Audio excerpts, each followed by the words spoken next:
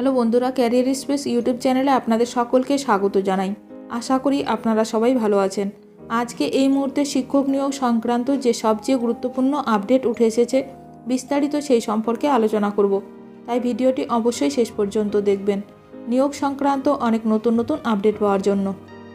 যারা চ্যানেলে নতুন তারা চ্যানেলটিকে সাবস্ক্রাইব করে পাশে থাকা বেল বাটনে প্রেস করে অল নোটিফিকেশানটিকে অন করে রাখবেন, কারণ এমন ধরনের লেটেস্ট আপডেট নিয়ে এই চ্যানেলে সবসময় ভিডিও আপলোড করা হয়ে থাকে।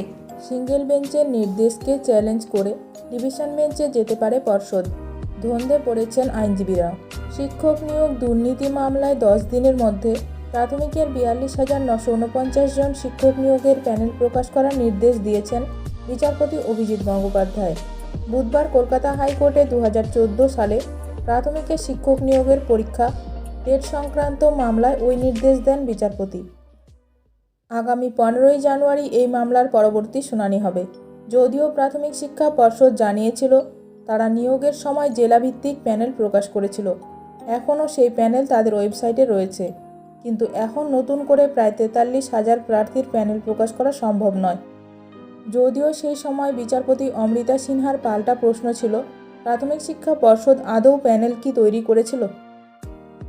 এই পুরো বিষয়টির এখনও নিষ্পত্তি হয়নি, বিচারাধীন রয়েছে। তার মধ্যেই বিচারপতি অভিজিৎ গঙ্গোপাধ্যায় ফের প্যানেল প্রকাশের নির্দেশ দেওয়ায় ধন্দে পড়েছে সব পক্ষই।